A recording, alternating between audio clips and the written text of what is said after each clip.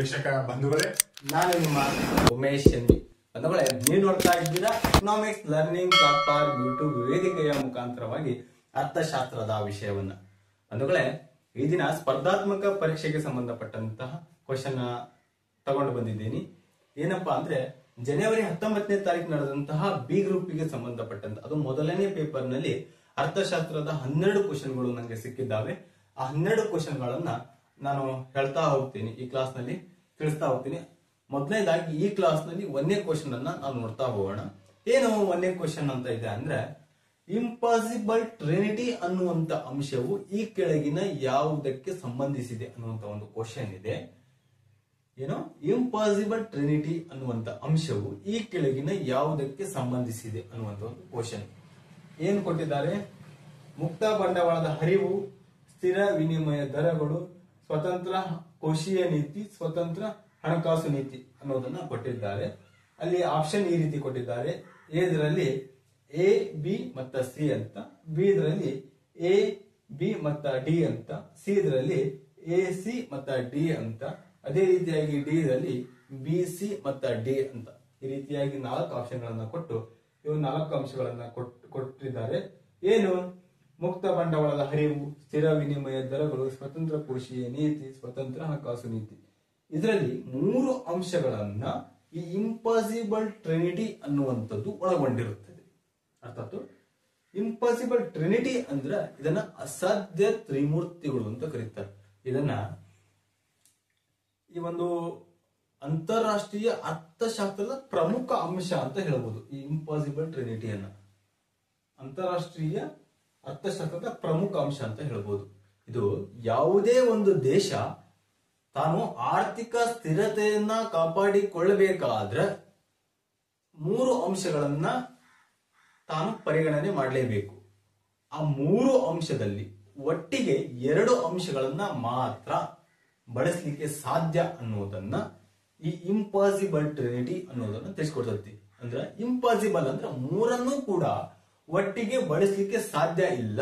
ಆ 3ರಲ್ಲಿ ಯಾವ್ದಾದರೂ 2 ಮಾತ್ರ ಬಳಸಲಿಕ್ಕೆ ಸಾಧ್ಯ ಒಂದು ದೇಶ ಅನ್ನೋದನ್ನ ಈ ಇಂಪಾಸಿಬಲ್ ಟ್ರಿನಿಟಿ ಅನ್ನೋದು ನಮಗೆ ತಿಳಿಸ್ಕೊಡ್ತೈತಿ. ಇದು ಅಂತಾರಾಷ್ಟ್ರೀಯ ಅರ್ಥಶಾಸ್ತ್ರದ ಒಂದು ಪ್ರಮುಖವಾದಂತಹ ಅಂಶ ಅಂತ ಹೇಳಬಹುದು.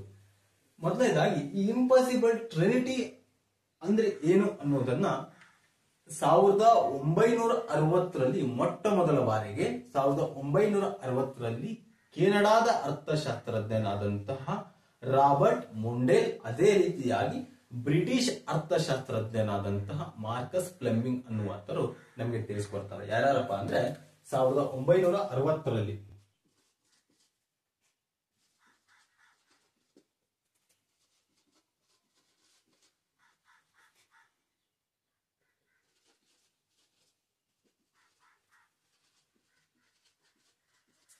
ಯಾರು? 1960ರಲ್ಲಿ ರಾಬರ್ಟ್ ಮುಂಡೆಲ್, ಈತ ಕೆನಡಾದ ಅರ್ಥಶಾಸ್ತ್ರಜ್ಞ. ಅದೇ ರೀತಿಯಾಗಿ ಬ್ರಿಟಿಷ್ ಅರ್ಥಶಾಸ್ತ್ರಜ್ಞನಾದಂತಹ ಮಾರ್ಕಸ್ ಫ್ಲೆಮಿಂಗ್ ಅನ್ನುವಾತ ಈ ಇಂಪಾಸಿಬಲ್ ಟ್ರಿನಿಟಿ ಅನ್ನೋದರ ಬಗ್ಗೆ ನಮಗೆ ತಿಳಿಸ್ಕೊಡ್ತಾರೆ. ಏನು ಇಂಪಾಸಿಬಲ್ ಟ್ರಿನಿಟಿ ಅನ್ನುವಂತ ಅಂಶ ಯಾವ ಅಂಶಗಳನ್ನ ಒಳಗೊಂಡಿದೆ ಅಂತ ಆದ್ರೆ, ಮೊದಲನೇದಾಗಿ ಮುಕ್ತ ಬಂಡವಾಳದ ಹರಿವು, ಅದೇ ರೀತಿಯಾಗಿ ಸ್ಥಿರ ವಿನಿಮಯ ದರಗಳಾಗಿರಬಹುದು, ಅದೇ ರೀತಿಯಾಗಿ ಸ್ವತಂತ್ರ ಹಣಕಾಸು ನೀತಿ. ಈ 3 ಅಂಶಗಳನ್ನ ಈ ಇಂಪಾಸಿಬಲ್ ಟ್ರಿನಿಟಿ ಅನ್ನೋದು ಒಳಗೊಂಡೈತಿ. ಅರ್ಥಾತ್ 3 ಅಂಶಗಳನ್ನ ಈ ಇಂಪಾಸಿಬಲ್ ಟ್ರಿನಿಟಿ ಅನ್ನೋದು ಒಳಗೊಂಡೈತಿ. ಈ ಏನು ಮುಕ್ತ ಬಂಡವಾಳದ ಹರಿವು ಅಂದ್ರೆ ಏನು ಅನ್ನೋದನ್ನ ನಾವು ನೋಡ್ತಾ ಹೋಗೋಣ.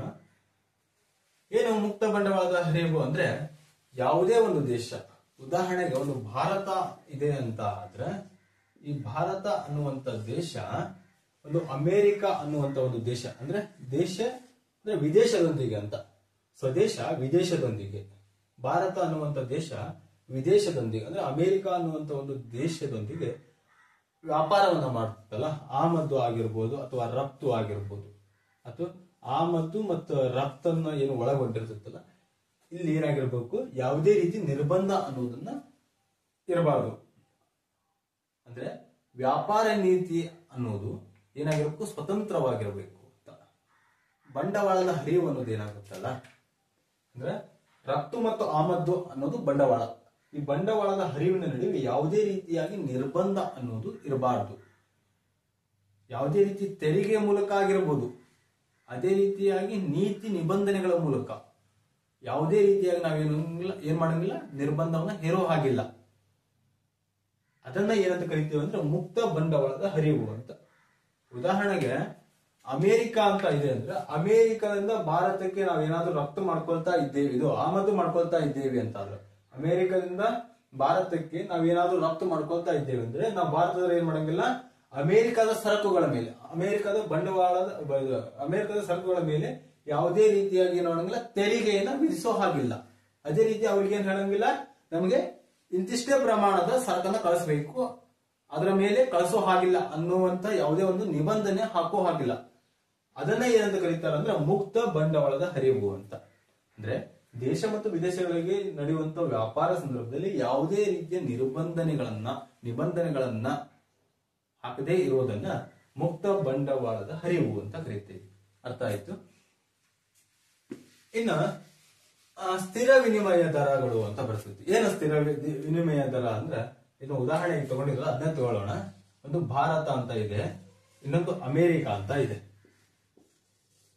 ಭಾರತದ ರೂಪಾಯಿ ಯಾವುದು, ಭಾರತದ ದುಡ್ಡು ಯಾವುದರಲ್ಲಿ ಇದು ಮಾಡ್ತೀವಿ ಅಂದ್ರೆ ರೂಪಾಯಿಯಲ್ಲಿ, ಅದಿಲ್ಲ, ಭಾರತದ ವ್ಯವಹಾರವನ್ನು ನಾವು ರೂಪಾಯಿಗಳಲ್ಲಿ ಮಾಡ್ತೀವಿ. ಹಣ ಅಂದ್ರೆ ಭಾರತದ ರೂಪಾಯಿ. ಇನ್ನು ಅಮೆರಿಕದ ಡಾಲರ್ ಅಂತ, ಅದಿಲ್ಲ, ಡಾಲರ್ ರೂಪದಲ್ಲಿ ಅಮೆರಿಕದ ಮೌಲ್ಯ ಅನ್ನ ಅಳೆಯಲಾಗುತ್ತೆ, ಭಾರತದ ನಾವು ರೂಪಾಯಿಗಳಲ್ಲಿ ಅಳೆಯಲಾಗುತ್ತೆ ಅಂತ ಹೇಳ್ಬೋದು. ಈ ಭಾರತ ಮತ್ತು ಅಮೆರಿಕದ ನಡುವೆ ವ್ಯಾಪಾರ ಆಗುವಂತ ಸಂದರ್ಭದಲ್ಲಿ ನಾವೇನು ಒಂದು ಡಾಲರ್ ಅಂದ್ರೆ ಅಮೆರಿಕದ ಡಾಲರ್ಗೆ ಭಾರತದ ರೂಪಾಯಿಯನ್ನು ಎಷ್ಟು ಕೊಡಬೇಕು, ಅದೇ ರೀತಿಯಾಗಿ ಭಾರತದ ರೂಪಾಯಿಗೆ ಅಮೆರಿಕದ ಡಾಲರ್ ಅನ್ನು ಎಷ್ಟು ಕೊಡಬೇಕು ಅನ್ನೋದನ್ನ ಒಂದೇ ಮತ್ತೆ ನಿಗದಿ ಮಾಡಿರ್ತೇವಲ್ಲ, ಅದನ್ನ ಏನಂತ ಕರಿತೀವಿ, ಸ್ಥಿರ ವಿನಿಮಯ ದರ ಅಂತ ಕರಿತೀವಿ. ಅರ್ಥಾತ್ ಸ್ಥಿರ ವಿನಿಮಯ ದರ ಅಂದ್ರ ಭಾರತದ ರೂಪಾಯಿನ ಅಮೆರಿಕದ ಡಾಲರ್ ಎಷ್ಟು ಕೊಡಬೇಕು, ಅಮೆರಿಕದ ಡಾಲರ್ಗೆ ಭಾರತದ ರೂಪಾಯಿನ ಎಷ್ಟು ಕೊಡಬೇಕು ಅನ್ನೋದನ್ನ ನಿಗದಿ ಮಾಡಿರ್ತೇವೆ. ಅರ್ಥಾತ್ ಇಂತಿಷ್ಟ ಕೊಡಬೇಕು ಅಂತ ಹೇಳಿರ್ತೇವೆ. ಅದನ್ನ ಏನಂತ ಕರಿತೇವೆ ಅಂದ್ರೆ ಸ್ಥಿರ ವಿನಿಮಯ ದರಗಳು ಅಂತ ಕರಿತೇವೆ. ಇನ್ನು ನೆಕ್ಸ್ಟ್ ಬರ್ತೈತಿ ಏನು, ಸ್ವತಂತ್ರ ಕೋಶೀಯ ನೀತಿ. ಇದು ಈ ಇಂಪಾಸಿಬಲ್ ಟ್ರಿನಿಟಿಯಲ್ಲಿ ಬರೋದಿಲ್ಲ, ನೆನ್ಪಿಟ್ರಲ್ರಿ. ಈ ಸ್ವತಂತ್ರ ಕೋಶೀಯ ನೀತಿ ಅಥವಾ ವಿತ್ತೀಯ ನೀತಿ ಅಂತ ಕರೀತಾರೆ ಇದನ್ನ. ಈ ಸ್ವತಂತ್ರ ಕೋಶೀಯ ನೀತಿ ಅಥವಾ ವಿತ್ತೀಯ ನೀತಿ ಅನ್ನೋದು ಈ ಇಂಪಾಸಿಬಲ್ ಟ್ರಿನಿಟಿಯಲ್ಲಿ ಕಂಡು ಬರೋದಿಲ್ಲ. ಏನು ಕೋಶೀಯ ನೀತಿ ಅಥವಾ ವಿತ್ತೀಯ ನೀತಿ ಅಂದ್ರ, ಒಂದು ಸರ್ಕಾರ ಇದೆ ಅಂದ್ರೆ ಆ ಸರ್ಕಾರದ ಆಯವ್ಯಯವನ್ನ ಈ ಕೋಶೀಯ ನೀತಿ ಅಥವಾ ವಿತ್ತೀಯ ನೀತಿ ಒಳಗೊಂಡಿರ್ತೈತೆ. ಅಂದ್ರೆ ಒಂದು ಸರ್ಕಾರದ ತೆರಿಗೆ ಆಗಿರ್ಬೋದು, ಅದೇ ರೀತಿಯಾಗಿ ಖರ್ಚು ಆಗಿರ್ಬೋದು, ಅದರ ಒಂದು ವೆಚ್ಚ ಆಗಿರ್ಬೋದು, ಒಂದು ಆದಾಯ, ಇವುಗಳನ್ನೆಲ್ಲ ಈ ಕೋಶೀಯ ನೀತಿ ಅಥವಾ ವಿತ್ತೀಯ ನೀತಿ ಅನ್ನೋದು ಒಳಗೊಂಡಿರ್ತೈತಿ. ಆದ್ರ ಈ ಇಂಪಾಸಿಬಲ್ ಟ್ರಿನಿಟಿ ಅನ್ನೋದ್ರಲ್ಲಿ ಇದೇನಾಗಿರಲ್ಲ, ಬರೋದಿಲ್ಲ ಅಂತ. ಇಂಪಾಸಿಬಲ್ ಟ್ರಿನಿಟಿ ಅನ್ನೋದ್ರಲ್ಲಿ ಸ್ವತಂತ್ರ ಕೋಶೀಯ ನೀತಿ ಅನ್ನೋದು ಕಂಡು ಬರುವುದಿಲ್ಲ. ಅದೇ ರೀತಿಯಾಗಿ ಇನ್ನೊಂದು ಬರುತ್ತೆ ಸ್ವತಂತ್ರ ಹಣಕಾಸು ನೀತಿ ಅಂತ. ಏನು ಸ್ವತಂತ್ರ ಹಣಕಾಸು ನೀತಿ ಅಂತ ಆದ್ರೆ, ಈ ಭಾರತದಾಗ ಕೇಂದ್ರ ಬ್ಯಾಂಕ್ ಅಂತ ಐತಿ. ಯಾವ್ದಿದೆ, RBI ಅಂತ ಇದೆ. RBI ಅನ್ನೋದಿದೆ, ಕೇಂದ್ರ ಬ್ಯಾಂಕ್. ಭಾರತದ ಒಂದು ಬ್ಯಾಂಕ್ ಆಗಿ, ಕೇಂದ್ರೀಯ ಬ್ಯಾಂಕ್ ಆಗಿ RBI ಅನ್ನೋದು ಇದೆ. ಈ RBI ಉಳಿದ ಬ್ಯಾಂಕ್ಗಳ ನಡುವೆ, ಯಾವುದು ಬೇರೆ ಬ್ಯಾಂಕ್ಗಳಂತ ಅದಾವಂತ ಇಟ್ಕೊಳ್ಳಿ, ಸ್ಥಳೀಯ ಬ್ಯಾಂಕ್ ಅಂತ, ಈ ಉಳಿದ ಬ್ಯಾಂಕ್ಗಳ ನಡುವೆ ಏನಾಗುತ್ತೆ, ವಹಿವಾಟವನ್ನು ನಡೆಸ್ತೈತಿ. ಕೇಂದ್ರವಾಗಿ ಇದು ನೇರವಾಗಿ ಜನರಿಗೆ RBI ಹಣವನ್ನು ಒದಗಿಸುವುದಿಲ್ಲ, ಬ್ಯಾಂಕ್ಗಳ ಮೂಲಕವಾಗಿ ಏನಾಗುತ್ತೆ, ಹಣವನ್ನ RBI ಅನ್ನೋದು ಕೇಂದ್ರ ಬ್ಯಾಂಕ್ ಅನ್ನೋದು ಒದಗಿಸುತ್ತೆ. ಏನು ಈ RBI ಏನ್ ಮಾಡ್ತಪ್ಪ ಅಂದ್ರೆ, ಬ್ಯಾಂಕ್ಗಳ ಮೂಲಕವಾಗಿ ಹಣವನ್ನು ವಹಿವಾಟು ಮಾಡುವಂತ ಸಂದರ್ಭದಲ್ಲಿ ಆರ್ಥಿಕ ಸ್ಥಿರತೆಯನ್ನ ಕಾಪಾಡುವ ಉದ್ದೇಶದಿಂದಾಗಿ ಏನ್ ಮಾಡ್ತಾ ಇದು ಹಣಕಾಸು ನೀತಿಯನ್ನ ಅನುಸರಿಸ್ತೈತಿ. ಹಣಕಾಸು ನೀತಿ ಒಳಗ ಏನ್ ಬರ್ತೈತಿ, repo rate, reverse repo rate, MSF ಆಗಿರ್ಬೋದು, ಅದೇ ರೀತಿಯಾಗಿ ನಗದು ಮೀಸಲು ಅನುಪಾತ ಅಂತ ಏನ್ ಕರಿತೇವಿ, ಶಾಸನ ಮೀಸಲು ಅನುಪಾತ ಅಂತ ಏನ್ SLR ಅಂತ ಕರಿತೇವಿ, ಅವೆಲ್ಲ ಈ ಒಂದು ಹಣಕಾಸು ನೀತಿ ಒಳಗ ಬರ್ತಾವ. ಅದನ್ನ RBI ಅನ್ನೋದು ಅನುಸರಿಸ್ತೈತಿ. ಅಂದ್ರ ಬೆಲೆಯನ್ನ ಸ್ಥಿರವಾಗಿಡಲು, ಒಂದು ಆರ್ಥಿಕತೆಯಲ್ಲಿ ಬೆಲೆಯನ್ನ ಸ್ಥಿರವಾಗಿಡಲು ಈ RBI ಅನ್ನೋದು ಹಣಕಾಸು ನೀತಿಯನ್ನ ಅನುಸರಿಸ್ತೈತಿ. ಅದ್ರೊಳಗ repo rate, reverse repo rate, MSF ಆಗಿರ್ಬೋದು, ಶಾಸನ ಮೀಸಲು ಅನುಪಾತ ಆಗಿರ್ಬೋದು, ನಗದು ಮೀಸಲು ಅನುಪಾತ ಆಗಿರ್ಬೋದು, ಅದನ್ನೆಲ್ಲ ಈ ಹಣಕಾಸು ನೀತಿಯನ್ನ ಒಳಗೊಂಡಿರ್ತೈತಿ. ಅಲ್ಲೇನ್ ಮಾಡ್ತೈತಿ, ಬೆಲೆಯನ್ನ ಸ್ಥಿರವಾಗಿಡಲು ಏನ್ ಮಾಡ್ತೈತಿ ಅಂದ್ರ ಈ ಬ್ಯಾಂಕ್ಗಳ ಮೇಲೆ ರೆಪೋ ರೇಟ್ ಆಗಿರ್ಬೋದು, ಅದೇ ರೀತಿಯಾಗಿ ನಗದು ಮೀಸಲು ಅನುಪಾತ, ಶಾಸನ ಮೀಸಲು ಅನುಪಾತವನ್ನ ಅನುಸರಿಸ್ತತಿ. ಅದನ್ನ ಅನುಸರಿಸದೇ ಇರೋದನ್ನ ಸ್ವತಂತ್ರ ಹಣಕಾಸು ನೀತಿ ಅಂತ ಕರಿತೀವಿ. ಏನ ಮಾಡಂಗಿಲ್ಲ, ನಗದು ಮೀಸಲು ಅನುಪಾತವನ್ನು ಹೇರೋ ಹಾಗಿಲ್ಲ, ಶಾಸನ ಮೀಸಲು ಅನುಪಾತವನ್ನು ಹೇರೋ ಹಾಗಿಲ್ಲ, ರೆಪೋ ರೇಟ್ ಅನ್ನು ಹೇರೋ ಹಾಗಿಲ್ಲ. ಅದನ್ನ ಸ್ವತಂತ್ರ ಹಣಕಾಸು ನೀತಿ ಅಂತ ಇರ್ತೈತಿ. ಅಂದ್ರ ಮುಕ್ತ ಬಂಡವಾಳದ ಹರಿವು ಅಂದ್ರ ಫ್ರೀ ಆಗಿ ಬಿಟ್ಬಿಡೋದು. ದೇಶ ವಿದೇಶದ ನಡುವೆ ವ್ಯಾಪಾರ ವಹಿವಾಟುಗಳಲ್ಲಿ ಯಾವುದೇ ರೀತಿಯ ನಿರ್ಬಂಧ ಇಲ್ಲದೆ ಇರೋದನ್ನ ಏನ್ ಮಾಡೋದು, ಮುಕ್ತ ಬಂಡವಾಳದ ಹರಿವು. ಇನ್ನ ಸ್ಥಿರ ವಿನಿಮಯ ದರ ಅಂದ್ರೆ ದೇಶ ವಿದೇಶದಲ್ಲಿ ಯಾವ ರೀತಿಯಾಗಿ ನಾವು ಮೌಲ್ಯವನ್ನ, ವಿನಿಮಯ ಮೌಲ್ಯ ಅಂತ ಏನ್ ಕರಿತೀವಲ್ಲ, ಅಂದ್ರ ಅಮೆರಿಕದ ಡಾಲರ್ಗೆ ಭಾರತದ ಎಷ್ಟು ರೂಪಾಯಿಗಳನ್ನು ಕೊಡಬೇಕು, ಭಾರತದ ಎಷ್ಟು ರೂಪಾಯಿಗೆ ಅಮೆರಿಕದ ಡಾಲರ್ ಅನ್ನ ಇಸ್ಕೋಬೇಕು ಅನ್ನೋದು ಏನಿರುತ್ತಲ್ಲ, ಆ ರೀತಿಯಾಗಿ ಒಂದು ನಿಗದಿತವಾಗಿ ಇಂತಿಷ್ಟೇ ಕೊಡಬೇಕು ಅನ್ನೋದನ್ನ ನಾವೇನ್ ಡಿಸೈಡ್ ಮಾಡ್ತೀವಲ್ಲ, ಅದನ್ನ ಸ್ಥಿರ ವಿನಿಮಯ ದರ ಅಂತ ಕರಿತೀವಿ. ಅರ್ಥ ಆಯ್ತು. ಇನ್ನ ಸ್ವತಂತ್ರ ಕೋಶೀಯ ನೀತಿ ಅಂದ್ರೆ ಸರ್ಕಾರದ ಆಯವ್ಯಯ, ಅಂದ್ರ ಸರ್ಕಾರದ ಅಥವಾ ಇದನ್ನ ಕೋಶೀಯ ನೀತಿ ಅಥವಾ ವಿತ್ತೀಯ ನೀತಿ ಅಂತ ಕರೀತಾರೆ. ಸರ್ಕಾರದ ವೆಚ್ಚ, ಸರ್ಕಾರದ ಆದಾಯ, ಸರ್ಕಾರದ ತೆರಿಗೆಗಳನ್ನ ಒಳಗೊಂಡಿರೋದ ಇದು ಒಂದು ಕೋಶೀಯ ನೀತಿ ಅಂತ ಹೇಳ್ಬೋದು. ಇದು ಇಂಪಾಸಿಬಲ್ ಟ್ರಿನಿಟಿಯಲ್ಲಿ ಬರೋದಿಲ್ಲ. ಅರ್ಥ ಆಯ್ತು. ಅಂದ್ರೆ ಇದು ಇಂಪಾಸಿಬಲ್ ಟ್ರಿನಿಟಿ ಅಥವಾ ಅಸಾಧ್ಯ ತ್ರಿಮೂರ್ತಿಯಲ್ಲಿ ಬರೋದಿಲ್ಲ. ಅದೇ ರೀತಿಯಾಗಿ ಇದು ಸ್ವತಂತ್ರ ಹಣಕಾಸು ನೀತಿ ಅನ್ನೋದು ಬರ್ತದೆ. ಈ ಸ್ವತಂತ್ರ ಹಣಕಾಸು ನೀತಿ ಅಂದ್ರ ಇದು RBI ಅನುಸರಿಸ್ತೈತಿ. ಹಣಕಾಸು ನೀತಿಯನ್ನ RBI ಅನುಸರಿಸ್ತೈತಿ.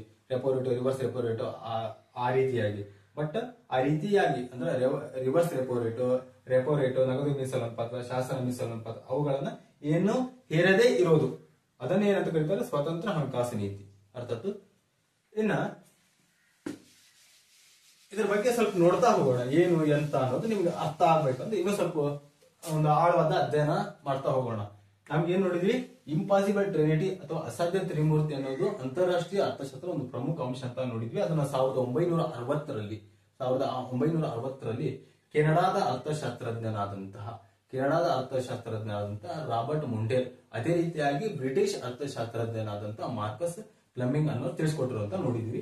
ಅದೇ ರೀತಿಯಾಗಿ ಮುಕ್ತ ಬಂಡವಾಳದ ಹರಿವು ಅಂದ್ರೆ ಏನು, ಸ್ಥಿರ ವಿನಿಮಯ ದರ ಅಂದ್ರೆ ಏನು, ಸ್ವತಂತ್ರ ಕೋಶೀಯ ನೀತಿ ಅಂದ್ರೆ ಏನು, ಸ್ವತಂತ್ರ ಹಣಕಾಸು ನೀತಿ ಅಂದ್ರೆ ಏನು ಅಂತ ನೋಡಿದ್ವಿ.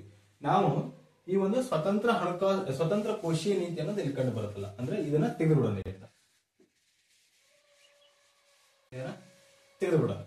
ಅರ್ಥ.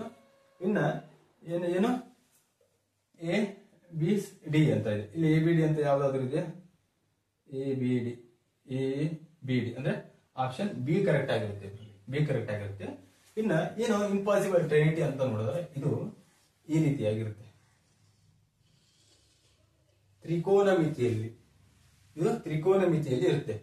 ಇಲ್ಲಿ ಏನಾಗಿರುತ್ತೆ ಅಂದ್ರೆ ಮುಕ್ತ ಬಂಡವಾಳದ ಹರಿವು ಅನ್ನೋದು ಇರುತ್ತೆ.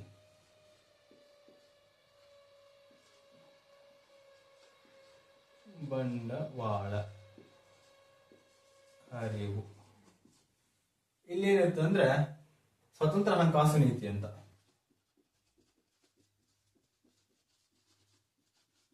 ಇಲ್ಲ ಸ್ಥಿರ ವಿನಿಮಯ ದರಗಳು ಅಂತ. ಸ್ಥಿರ ವಿನಿಮಯ ದರ ಅಂತ ಇದಕ್ಕೊಂದು ಹಂಗೆ ABC ಈ ರೀತಿ ಕೊಡ್ತಾ ಹೋಗ್ತೇನೆ. ಏನಂದ್ರೆ ಇಂಪಾಸಿಬಲ್ ಟ್ರಿನಿಟಿಯನ್ನ ಅರ್ಥ ಮಾಡ್ಕೋಬೇಕಂದ್ರೆ ಇದನ್ನ ನಾವು ಅರ್ಥ ಮಾಡ್ಕೊಂಡ್ರೆ ಈ ಇಂಪಾಸಿಬಲ್ ಟ್ರಿನಿಟಿ ಅನ್ನೋದು ನಮ್ಗೆ ಅರ್ಥ ಆಗುತ್ತೆ. ಈ ರೀತಿಯಾಗಿರುತ್ತೆ. ಯಾವುದೇ ಒಂದು ದೇಶ ತಾನು ಆರ್ಥಿಕ ಸ್ಥಿರತೆಯನ್ನ ಕಾಪಾಡಿಕೊಳ್ಳುವಂತಹ ಉದ್ದೇಶದಿಂದಾಗಿ ಈ ಮೂರು ಅಂಶವನ್ನ ಪರಿಗಣನೆಗೆ ತಗೊಳ್ಳುತ್ತೆ, ಈ ಮೂರು ಅಂಶವನ್ನ ಅಳವಡಿಸಿಕೊಳ್ಳುತ್ತೆ. ಆದ್ರೆ ಈ ಮೂರರಲ್ಲಿ ಎರಡನ್ನ ಮಾತ್ರ ಒಟ್ಟಿಗೆ ಬಳಸಲು ಸಾಧ್ಯ, ಮೂರನ್ನು ಒಟ್ಟಿಗೆ ಬಳಸಲು ಸಾಧ್ಯ ಇಲ್ಲ ಅನ್ನೋದನ್ನ ಈ ಇಂಪಾಸಿಬಲ್ ಟ್ರಿನಿಟಿ ಅಥವಾ ಅಸಾಧ್ಯ ತ್ರಿಮೂರ್ತಿಗಳು ಅನ್ನೋದು ನಮ್ಗೆ ತಿಳಿಸ್ಕೊಡ್ತೈತಿ. ಏನಂದ್ರ ಈಗ ನೋಡ್ರಿ, ನಾವ್ ಏನ್ ಮಾಡಿದೀವಿ, ಒಂದು ಭಾರತ ದೇಶ ಏನ್ ಮಾಡೈತಿ, ಮುಕ್ತ ಬಂಡವಾಳದ ಹರಿವನ್ನು ಏನ್ ಮಾಡೈತಿ, ಅಳವಡಿಸಿಕೊಂಡೈತಿ. ಅದೇ ರೀತಿಯಾಗಿ ಸ್ವತಂತ್ರ ಹಣಕಾಸು ನೀತಿಯನ್ನು ಅಳವಡಿಸಿಕೊಂಡೈತಿ. ಅಂದ್ರೆ ಮುಕ್ತ ಬಂಡವಾಳದ ಹರಿವು ಮತ್ತು ಸ್ವತಂತ್ರ ಹಣಕಾಸು ನೀತಿಯನ್ನ ಇವೆರಡನ್ನು ತಗೊಂಡೈತಿ ಅಂತ ಆದ್ರೆ, ಇವೆರಡನ್ನು ಏನ್ ಮಾಡಿದ್ದೇವೆ, ನಾವು ಬಳಸಿದ್ದೇವೆ ಅಂತ ಆದ್ರೆ ಸ್ಥಿರ ವಿನಿಮಯ ದರವನ್ನ ಕೈ ಬಿಡಬೇಕಾಗುತ್ತದೆ. ಯಾಕಪ್ಪ ಅಂತ ಆದ್ರೆ ನಾವು ಮೊದಲೇ ಹೇಳಿದ್ವಿ, ಸ್ವತಂತ್ರ ಹಣಕಾಸು ನೀತಿ ಅನುಸರಿಸಿದ್ದೇ ಆದಲ್ಲಿ ಬೆಲೆ ಅನ್ನೋದು ಸ್ಥಿರವಾಗಿರಲು ಸಾಧ್ಯ ಇಲ್ಲ. ಅವಾಗ ಏನಾಗುತ್ತೆ, ಅಂತಾರಾಷ್ಟ್ರೀಯ ವ್ಯಾಪಾರದ ಸಂದರ್ಭದಲ್ಲಿ ಸ್ಥಿರ ವಿನಿಮಯ ದರ ಅನ್ನೋದು ಕಂಡು ಬರೋದಿಲ್ಲ. ವಿನಿಮಯ ದರ ಅನ್ನೋದು ಅಂದ್ರೆ ಡಾಲರ್ನ ಮೌಲ್ಯ ರೂಪಾಯಿಗಿಂತ ಹೆಚ್ಚಿಗೆ ಆಗುತ್ತೆ ಅಥವಾ ಕಡಿಮೆ ಆಗುತ್ತೆ. ಅಂದ್ರೆ ಡಾಲರ್ ಅಂತ ಅಷ್ಟೇ ಅಲ್ಲ, ಯಾವಾಗಲೂ ಡಾಲರ್ನ ಮೌಲ್ಯ ಹೆಚ್ಚಿಗೆನೇ ಇದೆ ರೂಪಾಯಿಗಿಂತ. ಆದ್ರೆ ರೂಪಾಯಿನ ಮೌಲ್ಯ ಅನ್ನೋದು ಏನಾಗುತ್ತೆ, ಕುಗ್ಗುತ್ತದೆ. ಅರ್ಥ ಆಯ್ತು? ನಾವು ಸ್ಥಿರವಾಗಿ ಇರಲಿಕ್ಕೆ ಸಾಧ್ಯ ಇಲ್ಲ, ಹೆಚ್ಚು ಕಡಿಮೆ ಆಗ್ತಾನೆ ಇರುತ್ತೆ. ಯಾವಾಗ ಮುಕ್ತ ಬಂಡವಾಳದ ಹರಿವು ಮತ್ತು ಸ್ವತಂತ್ರ ಹಣಕಾಸು ನೀತಿಯನ್ನು ಅನುಸರಿಸಿದ್ದೇ ಆದಲ್ಲಿ. ಇವೆರಡನ್ನ ಮಾತ್ರ ಅನುಸರಿಸಿದ್ರೆ ಇದನ್ನ ಕೈ ಬಿಡಬೇಕಾಗುತ್ತೆ. ಒಂದು ವೇಳೆ ನಾವು ಮುಕ್ತ ಬಂಡವಾಳದ ಹರಿವು ಮತ್ತು ಸ್ಥಿರ ವಿನಿಮಯ ದರವನ್ನು ಅನುಸರಿಸಿದ್ರೆ ಏನಾಗುತ್ತೆ, ಸ್ವತಂತ್ರ ಹಣಕಾಸು ನೀತಿಯನ್ನು ಕೈ ಬಿಡಬೇಕಾಗುತ್ತೆ. ಇವೆರಡನ್ನು ಬಳಸಿದ್ರೆ ನಾವು ಈ ಸ್ವತಂತ್ರ ಹಣಕಾಸು ನೀತಿಯನ್ನು ಕೈ ಬಿಡಬೇಕಾಗುತ್ತೆ. ಯಾಕೆ ಕೈ ಬಿಡ್ಬೇಕಪ್ಪ ಅಂದ್ರೆ ಇಲ್ಲಿ ಏನಾಗೈತಿ, ಮುಕ್ತ ಬಂಡವಾಳದ ಹರಿವನ್ನು ಅಳವಡಿಸಿಕೊಂಡಿದ್ದೇವೆ, ಅದೇ ರೀತಿಯಾಗಿ ಸ್ಥಿರ ವಿನಿಮಯ ದರವನ್ನು ಅಳವಡಿಸಿಕೊಂಡಿದ್ದೇವೆ ಅಂತ ಆದಾಗ ಅಲ್ಲಿ ಏನಾಗಲ್ಲ, ಸ್ವತಂತ್ರ ಹಣಕಾಸು ನೀತಿ ಅನ್ನೋದು ಕಂಡು ಬರಲ್ಲ. ಯಾಕ? ಸ್ಥಿರ ವಿನಿಮಯ ದರವನ್ನ ನಾವು ಕಾಪಾಡಿಕೊಳ್ಳಬೇಕಾದ್ರೆ ಏನ್ ಮಾಡಬೇಕು, ಹಣಕಾಸು ನೀತಿಯ ಮೂಲಕವಾಗಿ ನಾವು ಏನ್ ಮಾಡಬೇಕು, ನಿರ್ಬಂಧನೆಯನ್ನ ಹಾಕಬೇಕು. ಅಂದ್ರ ಬೆಲೆಯನ್ನ ಏನು ಬೆಲೆಯ ಸ್ಥಿರತೆಯನ್ನು ನಾವು ಕಾಪಾಡಿಕೊಳ್ಳಬೇಕಾಗುತ್ತೆ. ಆ ಉದ್ದೇಶದಿಂದಾಗಿ ಏನೋ ಮುಕ್ತ ಬಂಡವಾಳದ ಹರಿವು ಸ್ಥಿರ ವಿನಿಮಯ ದರವನ್ನು ಬಳಸಿದ್ದೇ ಆದಲ್ಲಿ ಸ್ವತಂತ್ರ ಹಣಕಾಸು ನೀತಿಯನ್ನು ಬಳಸಲಿಕ್ಕೆ ಸಾಧ್ಯ ಇಲ್ಲ. ಅರ್ಥ ಆಯ್ತು? ಹಣಕಾಸು ನೀತಿ ಅಲ್ಲ, ಸ್ವತಂತ್ರ ಹಣಕಾಸು ನೀತಿ ಅಂದ್ರೆ ವಿತೌಟ್ ನಿರ್ಬಂಧ ಇಲ್ಲದೆ ಇರೋದು, ಅದನ್ನು ಬಳಸಲಿಕ್ಕೆ ಸಾಧ್ಯ ಇಲ್ಲ ಅಂತ. ಅದೇ ರೀತಿಯಾಗಿ ನಾವೇನಾದ್ರೂ ಸ್ಥಿರ ವಿನಿಮಯ ದರ ಮತ್ತು ಸ್ವತಂತ್ರ ಹಣಕಾಸು ನೀತಿಯನ್ನ ಬಳಸಿದ್ದೇ ಆದಲ್ಲಿ ಇವೆರಡನ್ನು ಬಳಸಿದ್ರ ಮುಕ್ತ ಬಂಡವಾಳದ ಹರಿವು ಅನ್ನೋದು ಕಂಡು ಬರಲಿಕ್ಕೆ ಸಾಧ್ಯ ಇಲ್ಲ ಅಂತ. ಯಾಕೆ? ನಾವೇನ್ ಮಾಡ್ತೇವೆ, ಸ್ಥಿರ ವಿನಿಮಯದ ದರದ ಮೂಲಕವಾಗಿ, ಅದೇ ರೀತಿಯಾಗಿ ಸ್ಥಿರ ವಿನಿಮಯದ ದರದ ಮೂಲಕ ಮತ್ತೆ ಸ್ವತಂತ್ರ ಹಣಕಾಸು ನೀತಿಯನ್ನ ಅಳವಡಿಸಿಕೊಂಡಿದ್ದಕ್ಕಾಗಿ ಮುಕ್ತ ಬಂಡವಾಳದ ಹರಿವು ಅನ್ನೋದು ಬರೋದಿಲ್ಲ. ಯಾಕಂದ್ರೆ ಇವೆರಡು ಸ್ವತಂತ್ರವಾಗಿದೆ. ಅಂದ್ರೆ ಸ್ವತಂತ್ರ ಹಣಕಾಸು ನೀತಿಯನ್ನು ಅನುಸರಿಸಿದ್ದಾಗಿ ನಾವು ಆರ್ಥಿಕತೆಯನ್ನ ಕಾಪಾಡಿಕೊಳ್ಳುವ ಒಂದು ಉದ್ದೇಶದಿಂದಾಗಿ ಏನಾಗುತ್ತೆ, ಮುಕ್ತ ಬಂಡವಾಳದ ಹರಿವನ್ನ ಕೈ ಬಿಡಬೇಕಾಗುತ್ತದೆ. ಅಲ್ಲಿ ಏನ್ ಮಾಡಬೇಕು, ನಿರ್ಬಂಧ ಅನ್ನೋದನ್ನ ನಾವು ಹೇರಬೇಕಾಗುತ್ತೆ. ಯಾಕಂದ್ರೆ ಸ್ವತಂತ್ರ ಹಣಕಾಸು ನೀತಿಯನ್ನ ಅನುಸರಿಸಿದ್ದೇವೆ. ಅರ್ಥಾತ್ ಸ್ವತಂತ್ರ ಹಣಕಾಸು ನೀತಿಯನ್ನು ಅನುಸರಿಸಿದ ಉದ್ದೇಶದಿಂದಾಗಿ ಮುಕ್ತ ಬಂಡವಾಳದ ಹರಿವು ಅನ್ನ ನಾವೇನ್ ಮಾಡಬೇಕು, ಕೈ ಬಿಡಬೇಕಾಗುತ್ತೆ. ಅಲ್ಲೇ ನಾವು ನಿರ್ಬಂಧ ಅನ್ನೋದನ್ನ ಹೇರಬೇಕಾಗುತ್ತೆ. ಅರ್ಥಾತ್ ಅಂದ್ರೆ ಈ ಮೂರು ಅಂಶಗಳಲ್ಲಿ ಯಾವುದಾದರೂ ಎರಡನ್ನ ಮಾತ್ರ ನಾವು ಒಟ್ಟಿಗೆ ಬೆಳೆಸಲು ಸಾಧ್ಯ ಅನ್ನೋದನ್ನ ಈ ಇಂಪಾಸಿಬಲ್ ಟ್ರಿನಿಟಿ ಅನ್ನೋದು ತಿಳ್ಕೊಳ್ತೈತಿ. ಈ ಮೂರನ್ನು ಒಟ್ಟಿಗೆ ಬೆಳೆಸಲಿಕ್ಕೆ ಸಾಧ್ಯ ಇಲ್ಲ ಅಂತ. ಯಾವುದೇ ಒಂದು ದೇಶ ತನ್ನ ಆರ್ಥಿಕ ಸ್ಥಿರತೆಯನ್ನ ಕಾಪಾಡಿಕೊಳ್ಳಲು ಈ ಮೂರು ಅಂಶಗಳು ಪ್ರಮುಖವಾದದ್ದು. ಈ ಮೂರು ಅಂಶವನ್ನ ಬಳಸಲು ಪ್ರಯತ್ನ ಮಾಡ್ತಾ ಇರ್ತೈತಿ, ಆದ್ರ ಅದೇನಾಗಲ್ಲ, ಸಫಲ ಆಗ್ಲಿಕ್ಕೆ ಸಾಧ್ಯ ಇಲ್ಲ ಅನ್ನೋದೇ ಈ ಇಂಪಾಸಿಬಲ್ ಟ್ರಿನಿಟಿ ಅಥವಾ ಅಸಾಧ್ಯ ತ್ರಿಮೂರ್ತಿ ಅನ್ನೋ ತಿಳಿಸ್ಕೊಡ್ತೈತಿ. ನಮ್ಮ ಜೀವನದಲ್ಲಿ ಅದು ಅಷ್ಟೇ, ಏನು ಎರಡು ಮಂದಿ ನಡುವೆ ಮೂರನೇದವಂಗೆ ಅವಕಾಶ ಅನ್ನೋದು ಇರಬಾರ್ದು. ಒಂದ್ ವೇಳೆ ಇತ್ತು ಅಂತ ಆದಲ್ಲಿ ನಮ್ಮ ಬದುಕೇನಾಗುತ್ತೆ, ನಶ್ವರವಾಗಿ ಹೋಗುತ್ತೆ. ಅಂದ್ರೆ ಅದೇ ರೀತಿಯಾಗಿ ಇಲ್ಲಿ ಏನೋ ಇವೆರಡರ ನಡುವೆ ಮೂರನೇದ್ದು ಬಂತು ಅಂತ ಆದ್ರೆ ಆರ್ಥಿಕತೆ ಅನ್ನೋದು ಹದಗೆಟ್ಟು ಹೋಗುತ್ತೆ ಅನ್ನೋದು ಈ ಇಂಪಾಸಿಬಲ್ ಟ್ರಿನಿಟಿ ಅಥವಾ ಅಸಾಧ್ಯ ತ್ರಿಮೂರ್ತಿಗಳು ಅನ್ನೋದು ನಮಗೆ ತಿಳಿಸ್ಕೊಡುತ್ತೆ. ಇನ್ನ ಈಗ ನಾವು ನೆಕ್ಸ್ಟ್ ಕ್ವಶನ್ ನೋಡ್ತಾ ಹೋಗೋಣ. ಏನು, ಗಿಪ್ಪನ್ ಎಂದು ಪರಿಗಣಿಸಲಾದ ಉತ್ಪನ್ನ ಅಂತ ಕೊಟ್ಟು, ಎ ಇದು ಒಂದು ಸರಕಾಗಿರತಕ್ಕದ್ದು ಅಂದ್ರೆ ಸಹಜ ಸರಕಾಗಿರತಕ್ಕದ್ದು, ಬಿ ಇದು ಒಂದು ಕೆಳಮಟ್ಟದ ಸರಕಾಗಿರತಕ್ಕದ್ದು, ಸಿ ಇದು ಒಂದು ವಿಲಾಸಿ ಸರಕಾಗಿರತಕ್ಕದ್ದು, ಡಿ ಇದು ಒಂದು ಅವಶ್ಯಕ ಸರಕಾಗಿರತಕ್ಕದ್ದು ಅಂತ ಕೊಟ್ಟು ಗಿಪ್ಪನ್ ಎಂದು ಪರಿಗಣಿಸಲಾದ ಉತ್ಪನ್ನ ಅನ್ನೋದನ್ನ ಒಂದು ಕ್ವಶನ್ ರೈಸ್ ಮಾಡಿದ್ದಾರೆ. ಏನಪ್ಪಾ ಅಂದ್ರೆ ಗಿಪ್ಪನ್ ಅನ್ನುವಂತ ಒಂದು ಸರಕು, ಗಿಪ್ಪನ್ ತಿಳಿಸಿದಂತಹ ಒಂದು ಸ್ಟೇಟ್ಮೆಂಟ್ ಅನ್ನು ಇದೆ. ಆ ಸ್ಟೇಟ್ಮೆಂಟ್ ಗಿಂತ ಪೂರ್ವದಲ್ಲಿ ನಾವೊಂದು ಇದರ ಒಂದು ಹಿನ್ನೆಲೆಯನ್ನ ನೋಡ್ತಾ ಬರೋಣ. ಏನಪ್ಪಾ ಅಂದ್ರೆ ಎಲ್ಲರಿಗೂ ಗೊತ್ತಿದೆ, ಬೇಡಿಕೆ ನಿಯಮವನ್ನ ಎಲ್ಲರೂ ನೋಡಿದ್ದೀರಿ, ಎಲ್ಲರೂ ಓದಿದ್ದೀರಿ. ಏನು ಬೇಡಿಕೆ ನಿಯಮ? ಮಾರ್ಷಲ್ ಅವರ ಒಂದು ಬೇಡಿಕೆ ನಿಯಮ ಏನ್ ಹೇಳ್ತದಪ್ಪ ಅಂದ್ರ, ಬೆಲೆ ಹೆಚ್ಚಾದಂತೆ ಬೇಡಿಕೆ ಅನ್ನೋದು ಕಡಿಮೆ ಆಗುತ್ತೆ. ಬೇಡಿಕೆ ಅನ್ನೋದು ಕಡಿಮೆ ಆಗ್ಲಿಕ್ಕೆ ಕಾರಣ ಬೆಲೆ ಅನ್ನೋದು ಹೆಚ್ಚಾಗಿದ್ದು. ಅರ್ಥಾತ್ ಅಂದ್ರೆ ಬೆಲೆ ಹೆಚ್ಚಾದಂತೆ ಬೇಡಿಕೆ ಏನಾಗುತ್ತೆ, ಕಡಿಮೆ ಆಗುತ್ತೆ. ಬೆಲೆ ಕಡಿಮೆ ಆದಂತೆ ಬೇಡಿಕೆ ಅನ್ನೋದು ಹೆಚ್ಚಾಗುತ್ತೆ ಅನ್ನೋದು ಬೇಡಿಕೆ ನಿಯಮ, ಮಾರ್ಷಲ್ ರವರ ಬೇಡಿಕೆ ನಿಯಮ. ಅದರ ಒಂದು ವಿರುದ್ಧವಾಗಿ ಈ ಗಿಬ್ಬನ್ ಅನ್ನುವಾತ ತನ್ನ ಒಂದು ವಿರೋಧಾಭ್ಯಾಸ ಅಂದ್ರೆ ಗಿಬ್ಬನ್ನ ವಿರೋಧಾಭ್ಯಾಸ ಅಂತ ಕರಿತೇವೆ. ಈ ಗಿಬ್ಬನ್ ಅನ್ನುವಾತ ವಿರುದ್ಧವಾದಂತ ಒಂದು ಹೇಳಿಕೆಯನ್ನ ಕೊಡ್ತಾನ, ಒಂದು ಸ್ಟೇಟ್ಮೆಂಟ್ ಅನ್ನ ನೀಡ್ತಾನ. ಏನಪ್ಪಾ ಅದು ಅಂದ್ರ ಇಂಗ್ಲೆಂಡಿನಲ್ಲಿ 19ನೇ ಶತಮಾನದಲ್ಲಿ ಇಂಗ್ಲೆಂಡ್ನಲ್ಲಿ ಬ್ರೆಡ್ ಮತ್ತು ಮಾಂಸಕ್ಕಿರುವಂತಹ ಬೇಡಿಕೆ ಕಡಿಮೆ ಆಗ್ಲಿಲ್ಲ. ಅಂದ್ರ ಇಂಗ್ಲೆಂಡ್ನಲ್ಲಿ 19ನೇ ಶತಮಾನದಲ್ಲಿ ಇಂಗ್ಲೆಂಡಿನಲ್ಲಿರುವಂತಹ ಜನರು ಬಡವರಾಗಿದ್ರು. ಅವಾಗ ಏನ್ ಮಾಡ್ತಿದ್ರು, ಅವರ ಆಹಾರಕ್ಕಾಗಿ ಮಾಂಸ ಮತ್ತು ಬ್ರೆಡ್ ಅನ್ನು ಉಪಯೋಗ ಮಾಡ್ತಿದ್ರು. ಆದ್ರ ಬ್ರೆಡ್ ರೇಟ್ ಹೆಚ್ಚಿಗೆ ಆಯ್ತು.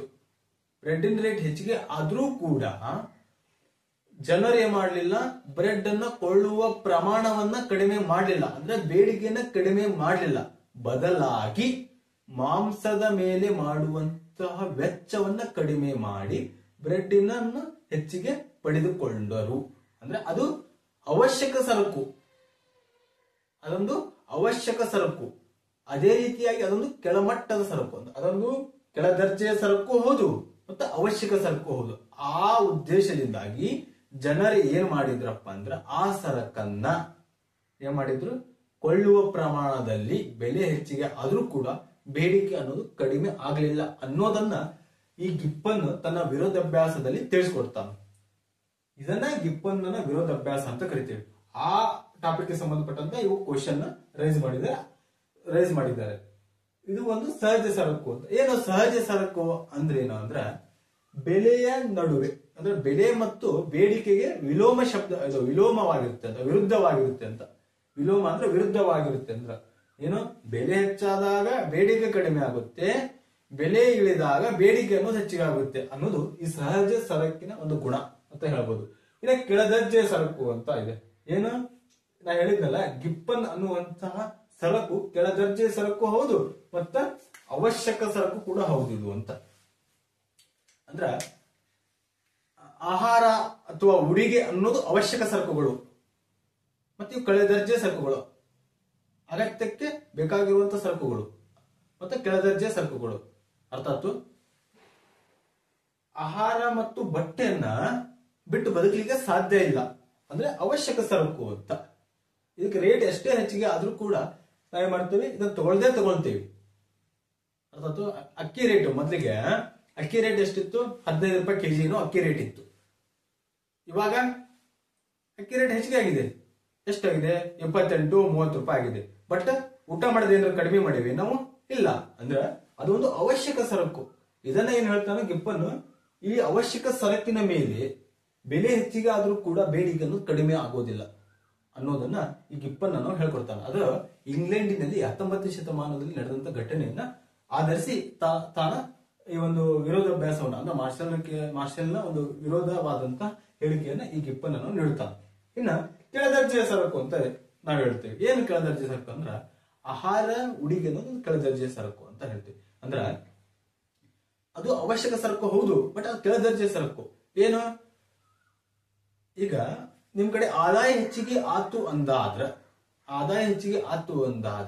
ನೀವು ಕೊಳ್ಳುವಂತ ಸರಕಿನ ಪ್ರಮಾಣ ಏನಾದ್ರು ಹೆಚ್ಚಿಗೆ ಮಾಡ್ತೀರೇನು? ಅಂದ್ರೆ ದುಡ್ಡು ಹೆಚ್ಚಿಗೆ ಐತೆ ಅಂದ್ರೆ ಬಹಳಷ್ಟು ಊಟ ಮಾಡಕ್ ಸ್ಟಾರ್ಟ್ ಮಾಡ್ತೀರೇನು? ಇಲ್ಲ. ದುಡ್ಡು ಎಷ್ಟೇ ಹೆಚ್ಚಿಗೆ ಇದ್ರೆ ಎಷ್ಟು ಊಟ ಮಾಡ್ಬೇಕಲ್ಲ ಅಷ್ಟೇ ಊಟ ಮಾಡ್ತೀರಿ, ಅಂದ್ರೆ ಅದು ಕೆಳದರ್ಜೆ ಸರಕು. ಇದನ್ನ ಗಿಬ್ಬನ್ ತನ್ನ ವಿರೋಧಾಭ್ಯಾಸದಲ್ಲಿ ಹೇಳ್ತಾನೆ. ಅದಕ್ಕೆ ಹೇಳೋದು ಗಿಬ್ಬನ್ ಅನ್ನೋ ಸರಕು ಅಂದ್ರೆ ಒಂದು ಕೆಳಮಟ್ಟದ ಅಥವಾ ಕೆಳದರ್ಜೆಯ ಸರಕು, ಅದೇ ರೀತಿಯಾಗಿ ಅವಶ್ಯಕ ಸರಕು. ಅರ್ಥಾತ್ ಇವೆರಡರಲ್ಲಿ ಯಾವ್ದಾದ್ರು ನಡೆಯುತ್ತೆ. ಕೆಳಮಟ್ಟ ಸರಕು ಹೌದು, ಅದೇ ರೀತಿ ಅವಶ್ಯಕ ಸರಕು ಹೌದು. ಎಕ್ಸಾಕ್ಟ್ ಆಗಿ ಅವಶ್ಯಕ ಸರಕು ಅಂತ ನಾವು ಹೇಳ್ಬೋದು. ಅರ್ಥಾತ್ ಈ ಅವಶ್ಯಕ ಸರಕು ಹೌದು, ಕೆಳಮಟ್ಟ ಸರಕು ಹೌದು, ಈ ಗಿಬ್ಬನ್ನಕ್ಕೆ ಸಂಬಂಧಪಟ್ಟಂತದ್ದು. ಇನ್ನ ವಿಲಾಸಿ ಸರಕು ಅಂತ ಬರುತ್ತೆ. ವಿಲಾಸಿ ಅಂದ್ರೆ ಸುಖಭೋಗದ ಸರಕು ಅಂತ ಇದೆ. ಅಲ್ಲ, ಶ್ರೀಮಂತರ ಇದನ್ನೆಲ್ಲ ವಿಲಾಸಿ ಸರಕನ್ನು ಅನುಭವಿಸ್ತಾರೆ, ಇರಲಿಕ್ಕೆ. ಇದೇನಾಗುತ್ತೆ ಅಂದ್ರೆ ಇಲ್ಲಿ ಬೆಲೆ ಹೆಚ್ಚಾದಾಗ ಇದರ ಬೇಡಿಕೆ ಅನ್ನೋದು ಹೆಚ್ಚಾಗುತ್ತೆ. ಅರ್ಥಾತ್ ಬೆಲೆ ಹೆಚ್ಚಾತಂದ್ರೆ ಈ ವಿಲಾಸಿ ಸರಕಿನ ಒಂದು ಬೇಡಿಕೆ ಅನ್ನೋದು ಹೆಚ್ಚಾಗುತ್ತೆ. ಈಗ ಬಂಗಾರ ರೇಟ್ ಹೆಚ್ಚಿಗೆ ಆಗಿತ್ತು ಅಂದ್ರೆ ಶ್ರೀಮಂತರು ಬಂಗಾರನ ಕೊಳ್ಳುತ್ತಾರ.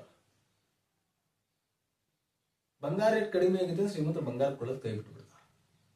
ವಜ್ರಕ್ಕೆ ವ್ಯಾಲ್ಯೂ ಹೆಚ್ಚಿಗೆ ಐತಿ, ವಜ್ರಕ್ಕೆ ಎಲ್ಲರೂ ಇಷ್ಟಪಡ್ತೀರಿ.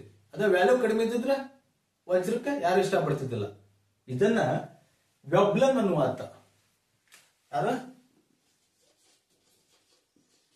ವೆಬ್ಲನ್, ಈ ವೆಬ್ಲನ್ ಅನ್ನುವ ಆತ ಈ ವಿಲಾಸಿ ಸರಕನ್ನ ನಮ್ಗೆ ತಿಳಿಸ್ಕೊಡ್ತಾನ. ಅಂದ್ರ ಬೆಲೆ ಯಾವ ಸರಕಿಗೆ ಹೆಚ್ಚಾಗಿರುತ್ತೋ ಆ ಸರಕನ್ನ ಅನುಭೋಗಿಯು ಬೇಡಿಕೆಯನ್ನ ಮಾಡ್ತಾನ ಅನ್ನೋದನ್ನ ವೆಬ್ಲನ್ ತಿಳಿಸ್ಕೊಡ್ತಾನ.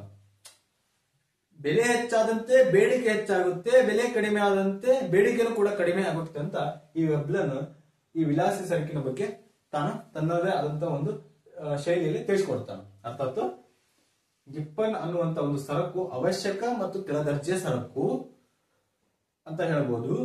ಇದು ಮಾರ್ಷಲ್ಗೆ ಸಂಬಂಧಪಟ್ಟಿದ್ದು. ಸಹಜ ಸರಕು ಅಂದ್ರೆ ಮಾರ್ಷಲ್ಗೆ ಸಂಬಂಧಪಟ್ಟಿದ್ದು ಅಂತ ಹೇಳ್ಬೋದು. ಮಾರ್ಷಲ್ ಅಂತ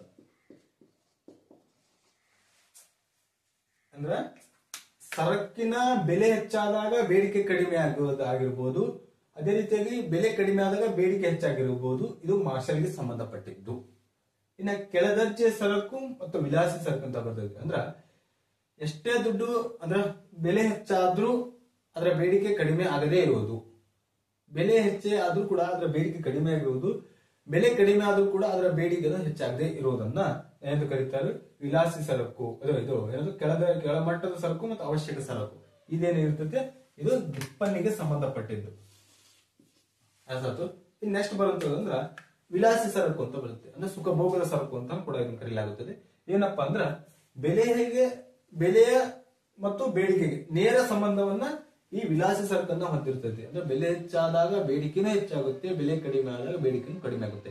ಇದನ್ನ ವೆಬ್ಲನ್ ಅನ್ನುವ ಆತ ತಿಳಿಸ್ಕೊಡ್ತಾನೆ. ಅರ್ಥಾತ್ ಗಿಪ್ಪನ್ ಸರಕುಗಳಿಗೆ ಕೆಳಮಟ್ಟದ ಸರಕು ಮತ್ತು ಅವಶ್ಯಕ ಸರಕು ಕಂಡು ಬರ್ತದೆ. ಇನ್ನೊಂದು ಕೆಳಮಟ್ಟದ ಸರಕಿಗೆ ಆದಾಯದ ನಡುವೆ, ಈ ಕೆಳಮಟ್ಟದ ಸರಕು ಆದಾಯದ ನಡುವೆ ವಿಲೋಮ ಸಂಬಂಧವನ್ನು ಹೊಂದಿರ್ತದೆ, ಅಂದ್ರೆ ವಿರುದ್ಧ ಸಂಬಂಧವನ್ನು ಹೊಂದಿರ್ತೈತಿ. ಅರ್ಥಾತ್ ಅಂದ್ರ ಆದಾಯ ಹೆಚ್ಚಾದಾಗ ಏನಾಗುತ್ತೆ? ಕೆಳಮಟ್ಟದ ಕೆಳದರ್ಜೆ ಸರಕಿಗಿರುವಂತಹ ಬೇಡಿಕೆ ಅನ್ನೋದು ಕಡಿಮೆ ಆಗುತ್ತೆ. ಆದಾಯ ಕಡಿಮೆ ಆದಾಗ ಕೆಳದರ್ಜೆಗಿರುವಂತಹ ಬೇಡಿಕೆ ಹೆಚ್ಚಾಗುತ್ತೆ. ಅರ್ಥಾತ್ ಅಂದ್ರೆ ಈಗೇನು ಗಿಪ್ಪನ್ ಎಂದು ಪರಿಗಣಿಸಲಾದಂತಹ ಉತ್ಪನ್ನ ಅನ್ನೋದು ಕೆಳಮಟ್ಟದ ಸರಕು ಅಥವಾ ಕೆಳದರ್ಜೆಯ ಸರಕು ಹೌದು, ಅದೇ ರೀತಿಯಾಗಿ ಅದೊಂದು ಅವಶ್ಯಕ ಸರಕು ಕೂಡ ಹೌದು. ಇನ್ನು ನೆಕ್ಸ್ಟ್ ಕ್ವಶನ್ ನೋಡ್ತಾ ಹೋಗೋಣ. ಮುಂದಿನ ಕ್ವಶನ್, ಈಗ ಮೂರನೇ ಕ್ವಶನ್ ನೋಡ್ತಾ ಹೋಗೋಣ.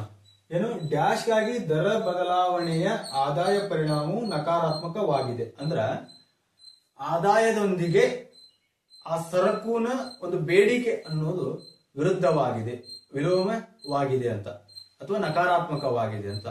ಅಂದ್ರ ಒಂದು ಸರಕಿನ ಬೇಡಿಕೆ ಅನ್ನೋದು ಆದಾಯ ಹೆಚ್ಚಾದಾಗ ಕಡಿಮೆ ಆಗುತ್ತೆ, ಆದಾಯ ಅನ್ನೋದು ಕಡಿಮೆ ಆದಾಗ ಆ ಸರಕಿಗಿರುವಂತಹ ಬೇಡಿಕೆ ಅನ್ನೋದು ಹೆಚ್ಚಾಗುತ್ತೆ. ಅದನ್ನ ಏನು ಹೇಳ್ಯಾರಿಲ್ಲ? ಡ್ಯಾಶ್ ಗಾಗಿ ದರ ಬದಲಾವಣೆಯ ಆದಾಯ ಪರಿಣಾಮವು ನಕಾರಾತ್ಮಕವಾಗಿದೆ ಅನ್ನೋದನ್ನ ಹೇಳ್ಯಾರ. ಯಾವ ಸರಕಿಗೆ ಅಂತ?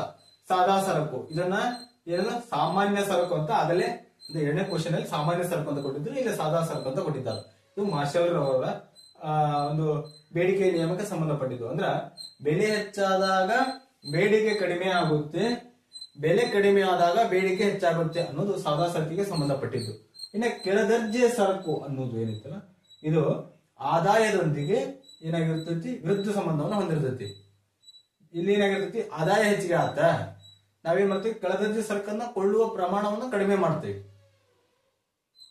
ಒಂದ್ ವೇಳೆ ಆದಾಯ ಕಡಿಮೆ ಆತ, ಕೆಳದರ್ಜೆ ಸರಕನ್ನ ಕೊಳ್ಳುವಂತ ಪ್ರಮಾಣವನ್ನ ಹೆಚ್ಚಿಗೆ ಮಾಡ್ತೇವೆ. ಅರ್ಥಾತ್ ಅಂದ್ರ ಕೆಳದರ್ಜೆ ಸರಕುಗಳು ಅಂತ ಇರ್ತಾವ.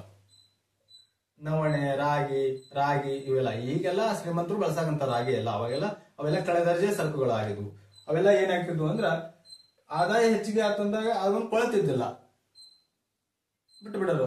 ಬಟ್ ಬೇರೆ ಸರಕನ್ನ ಕೊಳ್ಳೋರು, ಅದಕ್ಕಿಂತ ಹೆಚ್ಚಿನ ಇದರಲ್ಲಿ ಇರುವಂತ ಸರಕನ್ನ ಕೊಳ್ಳೋರು. ಈಗ ಆದಾಯ ಹೆಚ್ಚಾದಾಗ ಈ ಒಂದು ಕೆಳದರ್ಜೆ ಸರಕಿನ ಒಂದು ಬೇಡಿಕೆ ಅನ್ನೋದು ಕಡಿಮೆ ಆಗೋದು, ರಾಗಿ ಕೊಳ್ಳೋದು ಬಿಟ್ಟು ಬಿಡೋದು. ದುಡ್ಡು ಹೆಚ್ಚಿಗೆ ಬಂತ ನಮ್ಗೆ, ರಾಗಿ ಕೊಳ್ಳೋದು ಬಿಡೋದಪ್ಪ, ಏನ್ ಮಾಡೋದು? ಅಕ್ಕಿ ತಗೊಳ್ಳೋದು. ಆ ರೀತಿಯಾಗಿ ಕೆಳದರ್ಜೆಗಿರುವಂತ ಸರಕನ್ನ ಏನ್ ಮಾಡೋದು?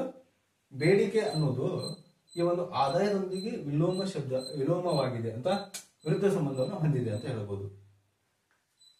ಹಂಗೆ ಉದಾಹರಣೆ ಕೊಟ್ಟೆ ನಾನು ಅಷ್ಟೇ, ರಾಗಿ ಅಕ್ಕಿನೂ ಕೂಡ ಒಂದು ಕೆಳದರ್ಜೆ ಸರಕು ಅಂತಾನೆ ಹೇಳ್ಬೋದು. ಅರ್ಥಾತ್ ಯಾವುದೇ ಒಂದು ಸರಕಿಗೆ ಆದಾಯ ಹೆಚ್ಚಾದಾಗ ಅದರ ಬೇಡಿಕೆ ಕಡಿಮೆ ಆಗೋದಾಗಿರ್ಬೋದು, ಮತ್ತ ಆದಾಯ ಕಡಿಮೆ ಆದಾಗ ಅದರ ಒಂದು ಬೇಡಿಕೆ ಹೆಚ್ಚಾಗಿತ್ತು ಅಂತಾದ್ರೆ ಅದನ್ನು ಕೆಳದರ್ಜೆ ಸರಕು ಅಂತ ಕರೀತಾರೆ. ಕೆಳದರ್ಜೆ ಸರಕು ಅಂತ. ಈ ಕ್ವಶನ್ಗೆ ಆನ್ಸರ್ ಏನು? ಕೆಳದರ್ಜೆ ಸರಕು. ಅರ್ಥಾತ್ ಇನ್ನ ವಿಲಾಸಿ ಸರಕು ಅಂತ. ಇದನ್ನ ಗಬ್ಲನ್ ಆಗಲೇ ಕ್ವಶನ್ ಹೇಳೋಣ. ಇದನ್ನ ಗಬ್ಲನಿಗೆ ಸಂಬಂಧಪಟ್ಟಿದ್ದು ಅಂತ, ಸುಖಭೋಗದ ಸರಕು ಅಂತ ಕೂಡ ಕರೆಯಲಾಗುತ್ತೆ. ಅಂದ್ರೆ ಇದೇನಾಗುತ್ತೆ, ಬೆಲೆಯೊಂದಿಗೆ ನೇರ ಸಂಬಂಧವನ್ನು ಹೊಂದಿರುತ್ತದೆ. ಬೆಲೆ ಕಡಿಮೆ ಆದ್ರೆ ಇದನ್ನ ತಗೊಳ್ಳೋದ ಕಡಿಮೆ ಮಾಡಿಬಿಡ್ತಾರೆ. ಅಂದ್ರೆ ವಜ್ರದ ರೇಟ್ ಅಥವಾ ಬಂಗಾರ ರೇಟ್ ಕಬ್ಬಣಕ್ಕಿಂತ ಕಡಿಮೆ ಇತ್ತಪ್ಪ ಅಂದ್ರ ನೀವ್ಯಾಕೆ ಬಂಗಾರ ತಗೊಂತೀರಿ? ಹೌದಿಲ್ಲ? ಅಂದ್ರೆ ವಿಲಾಸಿ ಸರಕು ಅನ್ನೋದು ಏನಾಗುತ್ತೆ, ಬೆಲೆಯೊಂದಿಗೆ ಏನಾಗೈತಿ ನೇರ ಸಂಬಂಧವನ್ನು ಹೊಂದೈತಿ. ಗಿಪ್ಪನ್ನ ಒಂದು ವಿರೋಧಾಭ್ಯಾಸ ಆಗಲೇ ಹೇಳಿದ್ನಲ್ಲ, ಅದೇ ಹೇಳಿದ್ರು. ಅಲ್ಲೇ ಇಲ್ಲೇ ಮಾಡಿದ್ರೆ ಗಿಪ್ಪನ್ನ ವಿರೋಧಾಭ್ಯಾಸ ಅಂತ ಕೊಟ್ಟಾರ. ಅಂದ್ರೆ ಅವಶ್ಯಕ ಸರಕು ಅಂತ, ಇಲ್ಲಿ ಅವಶ್ಯಕ ಸರಕು ಅಂತ. ಇನ್ನು ನೆಕ್ಸ್ಟ್ ಕ್ವಶನ್ ನೋಡ್ತಾ ಹೋಗೋಣ. ಈಗ ಮಾಡೋಣ, 4ನೇ ಕ್ವಶನ್ ನೋಡೋಣ. ಅಂದ್ರೆ ಯಾವ ಯೋಜನೆಯ ಪ್ರಗತಿಯನ್ನು ಮೇಲ್ವಿಚಾರಣೆ ಮಾಡಲು ಪಂಚಾಯತ್ ದರ್ಪಣ ಎಂಬ ನಿಯತಕಾಲಿಕೆಯನ್ನು ಪ್ರಾರಂಭಿಸಲಾಗಿದೆ ಅಂತ ಕ್ವಶನ್ ಕೊಟ್ಟು ಆಪ್ಷನ್ ಕೊಟ್ಟಿದ್ದಾರೆ. ಎ ಭಾಮಾಶಾಹ ಯೋಜನೆ, ಬಿ ಸಂಸದ್ ಆದರ್ಶ ಗ್ರಾಮ ಯೋಜನೆ, ಸಿ ಪ್ರಧಾನಮಂತ್ರಿ ಆವಾಸ ಯೋಜನೆ, ಡಿ ಪ್ರಧಾನಮಂತ್ರಿ ಜನಧನ್ ಯೋಜನೆ ಅಂತ ಕೊಟ್ಟಿದ್ದಾರೆ. ಅಂದ್ರ ಯಾವ ಯೋಜನೆಯ ಒಂದು ಅಭಿವೃದ್ಧಿಯನ್ನ ಮೇಲ್ವಿಚಾರಣೆ ಮಾಡಲು ಪಂಚಾಯತ್ ದರ್ಪಣ ಎಂಬ ನಿಯತಕಾಲಿಕೆಯನ್ನು ಪ್ರಾರಂಭಿಸಲಾಗಿದೆ ಅಂತ. ಅಂದ್ರ ಒಂದೊಂದಾಗಿ ನೋಡ್ತಾ ಹೋಗೋಣ. ಭಾಮಾಶಾಹ ಯೋಜನೆ ಅಂತ ಇದೆ.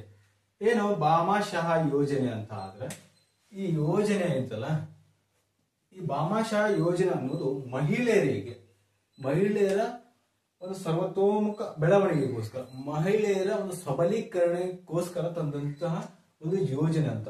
ಮೊದಲು ಇದನ್ನ ರಾಜಸ್ಥಾನದಲ್ಲಿ ತರಲಾಯಿತು ಅಂತ. ಇಲ್ಲಿ ರಾಜಸ್ಥಾನದಲ್ಲಿ ಈ ಒಂದು ಭಾಮಾಶಾಹ ಯೋಜನೆಯನ್ನ ತರಲಾಯಿತು ಅಂತ. ಅಂದ್ರೆ ಮಹಿಳೆಯರನ್ನು ಸಬಲೀಕರಣ ಮಾಡ್ಲಿಕ್ಕೆ, ಅಂದ್ರೆ ವಿದ್ಯಾವಂತರನ್ನಾಗಿ ಮಾಡ್ಲಿಕ್ಕಾಗಿರ್ಬೋದು, ಅದೇ ರೀತಿಯಾಗಿ ಅವರಿಗೆ ಉದ್ಯೋಗ ಅವಕಾಶವನ್ನ ಕೊಡ್ಲಿಕ್ಕಾಗಿರ್ಬೋದು. ಆ ರೀತಿಯಾಗಿ ಈ ಒಂದು ಭಾಮಾಶಾಹ ಯೋಜನೆಯನ್ನ ತರಲಾಯಿತು. ಇನ್ನ ಸಂಸದ್ ಆದರ್ಶ ಗ್ರಾಮ ಯೋಜನೆ ಅಂತ. ಈ ಸಂಸದ್ ಆದರ್ಶ ಗ್ರಾಮ ಯೋಜನೆಯನ್ನ 2014ರಲ್ಲಿ 2014 ಅಕ್ಟೋಬರ್ ತಿಂಗಳ, ಅಂದ್ರೆ 10ನೇ ತಿಂಗಳ 11ನೇ ತಾರೀಕು ಅಂದ್ರೆ ಅಕ್ಟೋಬರ್ ಅಲ್ಲಿ ಏನ್ ಮಾಡಿದ್ರು, ಈ ಸಂಸದ್ ಆದರ್ಶ ಗ್ರಾಮ ಯೋಜನೆಯನ್ನ ಜಾರಿಗೆ ತರಲಾಯಿತು. ಏನಿದು ಸಂಸದ್ ಆದರ್ಶ ಗ್ರಾಮ ಯೋಜನೆ ಅಂತ ಅಂದ್ರ ಒಂದ್ ಸೆಕೆಂಡ್, ಇದನ್ನ ನಿಮ್ಗೆ ಕನ್ಫ್ಯೂಸ್ ಆಗುತ್ತೆ.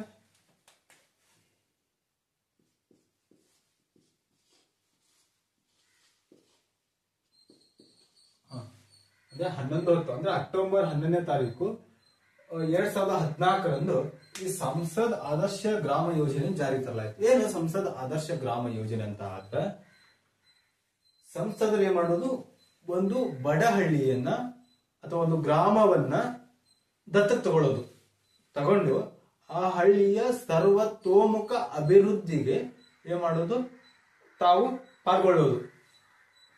ಇದನ್ನೇ ಸಂಸದ್ ಆದರ್ಶ ಗ್ರಾಮ ಯೋಜನೆ ಅಂತ ಕರೀತಾರೆ. ಅಂದ್ರ ಒಂದು ಹಳ್ಳಿಯನ್ನ ದತ್ತಕ್ಕೆ ತಗೊಂಡು ಆ ಹಳ್ಳಿಯ ಸರ್ವತೋಮುಖ ಅಭಿವೃದ್ಧಿಯನ್ನ ಮಾಡೋದು ಸಂಸದರು. ಇದನ್ನೇ ಸಂಸದ್ ಆದರ್ಶ ಗ್ರಾಮ ಯೋಜನೆ ಅಂತ ಕರೀತಾರೆ. ಇದನ್ನ 2014ರಲ್ಲಿ ಅಕ್ಟೋಬರ್ 11ನೇ ತಾರೀಕಿಗೆ ಜಾರಿಗೆ ತರಲಾಗುತ್ತೆ. ಅಂದ್ರೆ ಪ್ರಧಾನಮಂತ್ರಿ ನರೇಂದ್ರ ಮೋದಿ ಅದಲ್ಲ, ಅವರು ಜಾರಿಗೆ ತರ್ತಾರೆ.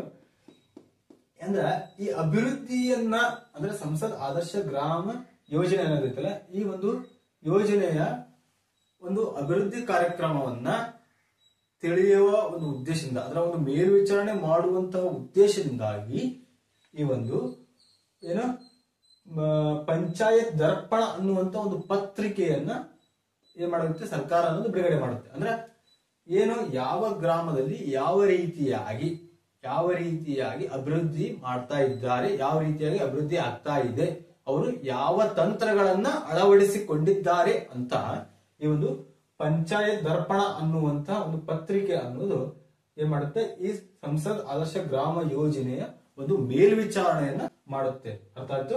ಇದು ಈ ಕ್ವಶನ್ ಆನ್ಸರ್ ಸಂಸದ್ ಆದರ್ಶ ಗ್ರಾಮ ಯೋಜನೆ. ಇನ್ನೊಂದು ಪ್ರಧಾನ ಮಂತ್ರಿ ಆವಾಸ ಯೋಜನೆ ಅಂತ ಬರುತ್ತೆ. ಅಂದ್ರೆ ಪ್ರಧಾನ ಮಂತ್ರಿ ಆವಾಸ ಯೋಜನೆ ಅಂದ್ರ ಇದೇ ಮಾಡೋದು ಮನೆಗಳಿಗೆ, ಅಂದ್ರೆ ಮನೆಗಳನ್ನ ನೀಡೋದು, ಅಂದ್ರೆ ವಸತಿಗಳನ್ನ ನಿರ್ಮಾಣಕ್ಕೆ ಸಂಬಂಧಪಟ್ಟಂತದ್ದು. ಅದು ಪ್ರಧಾನ ಮಂತ್ರಿ ಆವಾಸ ಯೋಜನೆ ಅಂತ. ಇದು ಯಾವಾಗ ಈ ಪ್ರಧಾನ ಮಂತ್ರಿ ಆವಾಸ ಯೋಜನೆ ಅನ್ನೋದು ಯಾವಪ್ಪ ಅಂದ್ರೆ 1/4/2016 ಅಂದ್ರೆ ಏಪ್ರಿಲ್ 1ನೇ ತಾರೀಕು 2016ರಲ್ಲಿ ಪ್ರಧಾನ ಮಂತ್ರಿ ಆವಾಸ ಯೋಜನೆಯನ್ನು ಜಾರಿಗೆ ತರಲಾಗುತ್ತೆ. ಅಂದ್ರೆ ಈ ಪ್ರಧಾನ ಮಂತ್ರಿ ಆವಾಸ ಯೋಜನೆ ಅನ್ನೋದು ಪ್ರತಿಯೊಬ್ಬರಿಗೆ ಮಾಡೋದು ಮನೆಗಳನ್ನ, ವಸತಿಗಳನ್ನ ನಿರ್ಮಾಣಕ್ಕೆ ಸಂಬಂಧಪಟ್ಟದ್ದಾದ ಅಂದ್ರೆ ಪ್ರಧಾನ ಮಂತ್ರಿ ಆವಾಸ ಯೋಜನೆ. ಇದು 2016 ಎಷ್ಟು ಏಪ್ರಿಲ್ 1ರಲ್ಲಿ ಇದನ್ನ ಜಾರಿಗೆ ತರಲಾಗುತ್ತೆ. ಇನ್ನ ಪ್ರಧಾನ ಮಂತ್ರಿ ಜನ್ಧನ್ ಯೋಜನೆ ಅಂತ ಬರುತ್ತೆ. ಈ ಜನ್ಧನ್ ಯೋಜನೆ ಅಂದ್ರ ಬ್ಯಾಂಕಿಂಗ್ ಸಂಬಂಧಪಟ್ಟಿದ್ದು. ಯಾವುದಕ್ಕೆ? ಬ್ಯಾಂಕಿಗೆ ಸಂಬಂಧಪಟ್ಟಿದ್ದು. ಇದು ಯಾವಾಗಪ್ಪ ಅಂದ್ರ 2014 ಅಂದ್ರೆ ಆಗಸ್ಟ್, ಅಂದ್ರೆ 8ನೇ ಆಗಸ್ಟ್ 28 ಅಂದ್ರೆ ಆಗಸ್ಟ್ 28, 2014ರಂದು ಈ ಪ್ರಧಾನ ಮಂತ್ರಿ ಜನ್ಧನ್ ಯೋಜನೆಯನ್ನ ಜಾರಿಗೆ ತರಲಾಗುತ್ತೆ. ಏನು ಪ್ರಧಾನ ಮಂತ್ರಿ ಜನ್ಧನ್ ಯೋಜನೆ ಅಂದ್ರ ಈ ಪಿಂಚಣಿ ಸೌಲಭ್ಯ ಆಗಿರ್ಬೋದು, ಸಾಲ ಸೌಲಭ್ಯಗಳಾಗಿರ್ಬೋದು, ಅದೇ ರೀತಿಯಾಗಿ ಏನು ಬ್ಯಾಂಕ್ ಅಕೌಂಟ್ ಪ್ರತಿಯೊಬ್ಬರ ಒಂದು ಮನೆಗೂ ಬ್ಯಾಂಕ್ ಅಕೌಂಟ್ ಅನ್ನ, ಒಂದು ಬ್ಯಾಂಕಿನ ಒಂದು ಸೌಲಭ್ಯವನ್ನ ಒದಗಿಸುವಂತ ಉದ್ದೇಶದಿಂದ ಈ ಪ್ರಧಾನ ಮಂತ್ರಿ ಜನ್ಧನ್ ಯೋಜನೆಯನ್ನು ಜಾರಿಗೆ ತರಲಾಗಿತ್ತು.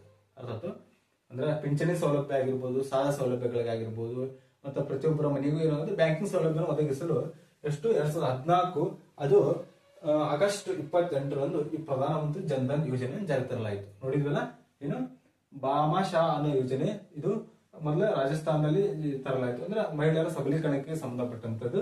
ಇದು ಸಂಸದ್ ಆದರ್ಶ ಗ್ರಾಮ ಯೋಜನೆ ಅನ್ನೋ ಕಂಡು ಬರುತ್ತೆ. ಇದೇನಪ್ಪ ಅಂದ್ರೆ ಒಂದು ಗ್ರಾಮವನ್ನ ದತ್ತು ತೆಗೆದುಕೊಂಡು ಆ ಗ್ರಾಮದ ಸರ್ವತೋಮುಖ ಅಭಿವೃದ್ಧಿಗೆ ಸಂಸದರು ಏನ್ ಮಾಡಬೇಕು, ಅದನ್ನ ಅಭಿವೃದ್ಧಿಯನ್ನು ಮಾಡುವುದನ್ನ ಏನಂತ ಕರೀತಾರೆ, ಸಂಸದ್ ಆದರ್ಶ ಗ್ರಾಮ ಯೋಜನೆ. ಆ ಯೋಜನೆಯನ್ನ ಸಂಸದ್ ಆದರ್ಶ ಗ್ರಾಮ ಯೋಜನೆ ಅಂತ ಕರೀತಾರೆ.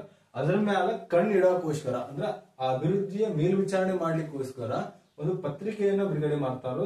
ಇನ್ನು ಸರ್ಕಾರದಿಂದ ಆ ಪತ್ರಿಕೆ ಪ್ರತಿ ಸಾರಿನೂ ಏನ್ ಮಾಡ್ತಿತ್ತು, ಒಂದು ಗ್ರಾಮ ಅಥವಾ ಒಂದು ಗ್ರಾಮದ ಎಲ್ಲಾ ಗ್ರಾಮಗಳ ಬಗ್ಗೆ ತನ್ನದೇ ಆದಂತ ಒಂದು ವರದಿಯನ್ನು ನೀಡ್ತಾ ಹೋಗಿತ್ತು. ಅದನ್ನ ಏನಂತ ಕರೀತಾರೆ ಅಂದ್ರೆ ಪಂಚಾಯತ್ ದರ್ಪಣ ಅಂತ ಕರೀತಾರೋ. ಇದೊಂದು ಪತ್ರಿಕೆ ಆಗಿದೆ ಅಂತ ಹೇಳ್ಬೋದು. ಇದೊಂದು ಪತ್ರಿಕೆ ಆಗಿದೆ. ತದನಂತರವಾಗಿ ಇನ್ನು ಪ್ರಧಾನಮಂತ್ರಿ ಆವಾಸ ಯೋಜನೆ, ಇದೊಂದು ಎಲ್ಲರಿಗೂ ಏನ್ ಮಾಡಬೇಕು, ಮನೆಗಳನ್ನ ನಿರ್ಮಾಣ, ಅಂದ್ರೆ ವಸತಿಗಳನ್ನ ನಿರ್ಮಾಣ ಮಾಡ್ಲಿಕ್ಕೆ ತಂದಂತಹ ಯೋಜನೆ ಅಂತ ಹೇಳ್ಬೋದು. ಈ ಯೋಜನೆ ಯಾವಾಗಪ್ಪ ಅಂದ್ರೆ 2016 ಅದು ಯಾವಾಗ ಏಪ್ರಿಲ್ 1ನೇ ತಾರೀಕಿಗೆ ತಂದಂತಹ ಯೋಜನೆ ಅಂತ ಹೇಳ್ಬೋದು. ಇನ್ನು ಪ್ರಧಾನ ಮಂತ್ರಿ ಜನ್ಧನ್ ಯೋಜನೆ ಅಂತ ಇದು ಆಗಸ್ಟ್ 28, 2014 ಜಾರಿ ತರಲಿದೆ. ಇದನ್ನ ಬ್ಯಾಂಕಿಂಗ್ ಸೌಲಭ್ಯವನ್ನು ಒದಗಿಸುವಂತ ಉದ್ದೇಶದಿಂದಾಗಿ ಈ ದಿನ ಏನ್ ನೋಡಿದ್ವಿ, 4 ಕ್ವಶನ್ ಗಳನ್ನ ನೋಡಿದ್ವಿ. ಮುಂಬರುವಂತಹ ಮುಂದಿನ ಒಂದು ಕ್ಲಾಸ್ ನಲ್ಲಿ ಏನ್ ಹೇಳ್ತೇನೆ ಅಂದ್ರೆ ಇನ್ನು ಸಂಬಂಧಪಟ್ಟಂತ 8 ಕ್ವಶನ್ ಗಳನ್ನ ನಿಮ್ಗೆ ಹೇಳ್ತಾ ಹೋಗ್ತೀನಿ. ಅವು ಏನಾಗಿದೆ ಅಂದ್ರೆ ಒಂದೊಂದು ಕ್ವಶನ್ ಅಂದ್ರೆ ಒಂದು ಟಾಪಿಕ್ ನಲ್ಲಿ 2 ಅಥವಾ 3 ಕ್ವಶನ್ಗಳು ಹಿಂಗ್ ಬಂದಿದ್ದಾವೆ. ಒಂದು ಟಾಪಿಕ್ ಅನ್ನ ನಾ ಮಾಡ್ಬೇಕಂದ್ರೆ ಸಂಪೂರ್ಣವಾಗಿ ಒಂದು ಕ್ಲಾಸ್ ಬೇಕು ನನಗೆ. ಆ ಉದ್ದೇಶವಾಗಿ ಅದನ್ನ ಮುಂದಿನ ಕ್ಲಾಸ್ ನಲ್ಲಿ ನಾ ಹೇಳ್ತೀನಿ. ಧನ್ಯವಾದಗಳು.